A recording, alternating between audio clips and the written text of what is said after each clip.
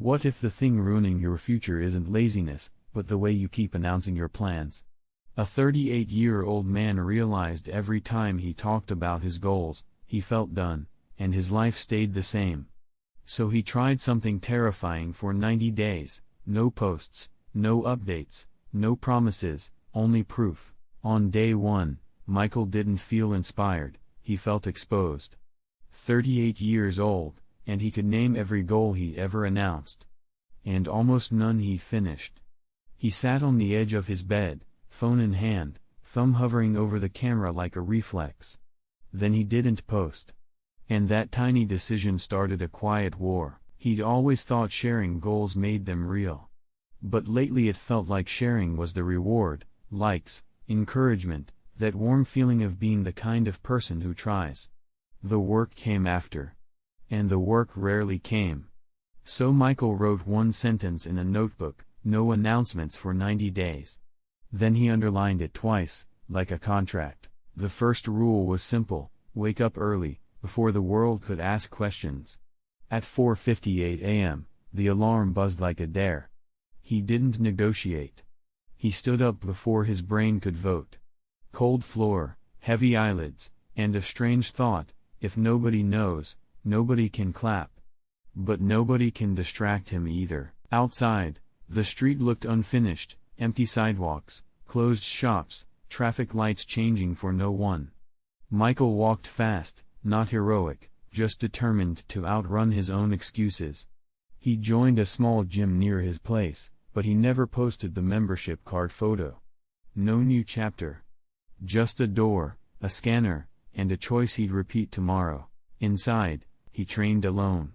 Not because he hated people, because he hated performing for them. He kept his head down, counted his reps, and let the mirror show him the truth without commentary. Every set felt like paying back a debt to himself, one small installment at a time. But the hardest part wasn't lifting, it was leaving without telling anyone he'd been there. At work, the noise returned. Jason, coffee in hand, leaned against the desk like a talk show host. "So what's the plan this year?" he asked, already smiling at the idea of a big answer. Michael felt the familiar itch, to impress, to declare, to be seen. "Instead," he said, "just focusing on my routine." And Jason laughed like it was a joke. That laugh hit Michael harder than he expected. Not because Jason was cruel, because Michael used to be the same. He used to speak in future tense like it was a personality: "I'm going to. I'm about to. I'm starting Monday." Now he watched those words float around the office like confetti, pretty, weightless, and gone by lunch. And he wondered, would silence make him invisible? Or unstoppable? Nighttime was the second battlefield. When the apartment got quiet, his old pattern showed up: scrolling, snacking, telling himself he deserved comfort. He set his phone across the room like it was a dangerous tool. Then he opened a stack of study materials he'd bought months ago and never finished. The pages smelled new, and that embarrassed him. So he started reading anyway. The first week wasn't a montage. It was messy. Some mornings he moved like a zombie. Some nights he reread the same paragraph 5 times. And every day, his brain tried to bargain, tell someone. Get encouragement. Make it official. But Michael had learned something painful: encouragement can become a drug. And he was trying to get clean. Day 7 arrived with a trap: confidence. He felt a little better, so he wanted to celebrate, publicly. He imagined the caption, "Back on track." He even pictured who would comment first. Then he remembered the pattern: celebration before results, applause before effort, identity before evidence. He shut the phone off and went to sleep early. And the decision made day 8 possible. If you've ever talked about a goal more than you've worked on it, pause for a second and be honest with yourself. Are you building a life? Or building a story you can tell? If you want more quiet, practical stories like this, subscribe, because the next part is where the silence starts to hurt, and then it starts to work. By the second week, Michael noticed the real cost of silence. Nobody asked him about it. No one checked in. No one cared that he woke up early. And that loneliness felt personal, even though it wasn't. He realized he'd been using announcements as a way to feel supported without risking failure. Now the only witness was him, and he was a strict one. At the gym, Tanya stopped asking for his card. She recognized him by routine. Just a nod, a quick scan, the same quiet respect you give someone who shows up when it's inconvenient. Michael didn't feel proud, he felt normal, and that was new. Normal meant he wasn't depending on motivation. Normal meant the habit was taking his name and writing itself into his days. But then life tested the habit on the worst possible morning. One night, he slept badly. The next morning, the alarm felt like an insult. His body argued, his mind offered excuses, and the bed felt like the only honest place in the world. He stared at the ceiling and thought, nobody will know. That sentence used to free him. Now it scared him, because it meant the only person he'd be lying to was the one he couldn't escape. He got up, not with energy, but with principle. The workout was ugly. The studying was slow. But he did them anyway, and something shifted. He stopped judging days by how they felt and started judging them by what they contained. 1 rep. 1 page.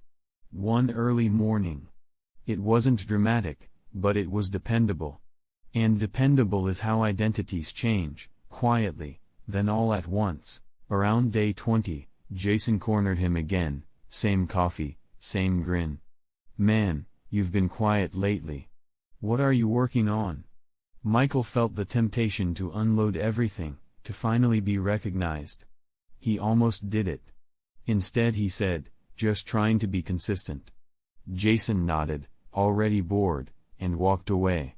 Michael watched him go and realized, most people don't want your discipline. They want your announcement. Day 30 arrived without fireworks. No dramatic before and after photo. No viral post. Just a morning where his jeans fit a little different, his shoulders sat a little higher, and his mind felt less crowded. He caught himself smiling during a workout, then immediately felt suspicious of it, like happiness was a trick. But the evidence was real, he was doing what he said he'd do. Even though he'd said it to no one. That weekend, his sister Anna called. Her voice carried the usual warmth, and the usual expectation. How are you? What's new? She asked, like she was opening a door for him to step into a speech. Michael looked at his desk, the study pages, the quiet proof stacked in hours. He could have told her everything. Instead he said, I'm good. Just keeping my head down. And Anna paused, because she could hear something different in his tone. After the call, he felt a sting. Not from Anna, the part of him that wanted credit. Silence doesn't just remove distractions, it removes rewards. And when rewards disappear, your real reasons show up. Was he doing this to be admired? Or to be free? That question followed him into the next month, where the progress slowed and the boredom got louder. Days 31 to 45 were the desert. The beginner excitement was gone, and the finish line was still far. His body adapted, the workouts stopped feeling like a victory. Studying became routine, which meant it became boring, which meant it became honest. This is where most people announce a comeback and then disappear again. Michael didn't announce anything, so he couldn't disappear without noticing. One evening, he opened social media just for a minute.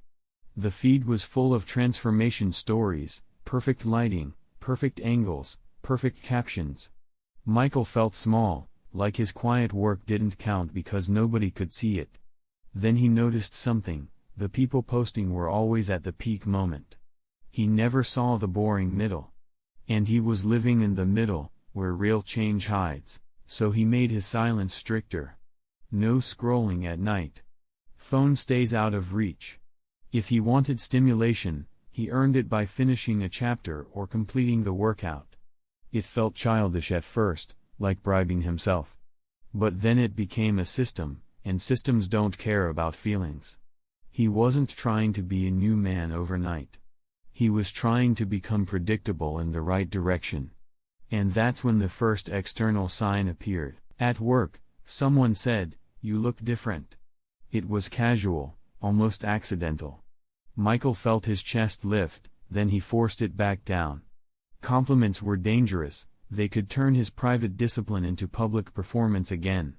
He just nodded and said, "Thanks." Later, alone, he wrote the moment in his notebook, not as proof for others, but as a reminder, the world notices consistency. Eventually, day 60 didn't feel like a celebration. It felt like stability. He woke up before the alarm sometimes, like his body had accepted the deal. In the gym, he moved with less anger and more control. At the desk, he studied without needing to get in the mood. And that was the real win, he stopped waiting for permission from his emotions. But right when things got smooth, a new temptation showed up, pride. Pride whispered, "Now you can tell them." It suggested a careful reveal, a post about discipline, a speech to friends, a dramatic "I disappeared for 60 days" announcement. Michael even imagined Anna's reaction, Jason's surprise, the comments that would finally match the effort.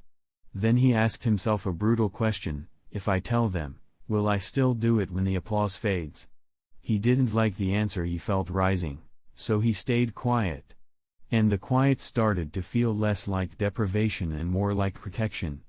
It protected the fragile part of him that was still becoming. It protected the mornings from other people's opinions. It protected the nights from comparison. Michael wasn't hiding, he was incubating. Like a seed underground, doing the hardest work where nobody claps. And underground work always looks like nothing. Until it breaks the surface. Day 75 brought a setback. A busy week, a late meeting, a missed workout. The old Michael would have used one miss as an excuse to quit, and then he'd announce a restart to feel better. This time, he did something unfamiliar, he corrected course immediately. No guilt spiral. No dramatic self-hate. Just, "I missed. Tomorrow I return." That sentence was small, but it was the voice of a different man.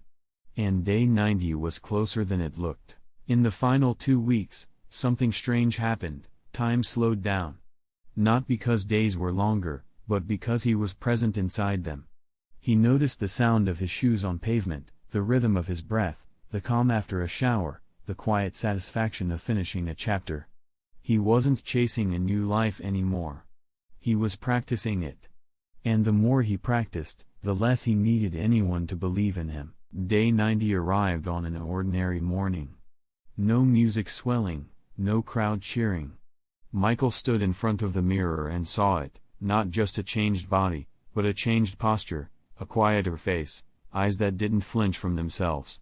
He went to the gym, and Tanya smiled like she already knew the story without hearing it. Later at work, Jason started talking about a new plan, and Michael listened kindly, because he remembered that version of himself. But he didn't join the talk. He had work to do, and now he trusted the work. The biggest change wasn't visible on a scale or a certificate. It was this: Michael stopped needing to be seen to stay consistent. Silence had trained him to keep promises without witnesses. And that's why his life changed, because his identity changed first. If you're waiting for motivation, try a different path, remove the audience, reduce the noise, and let your days become your proof. Because the moment you stop announcing, you finally hear what matters, your next action. If this story hit you, comment "I chose silence" below. I read every single comment. And if you want more calm, practical stories you can actually live, subscribe and share this with someone who keeps restarting. Your next 90 days don't need an announcement. They need a decision.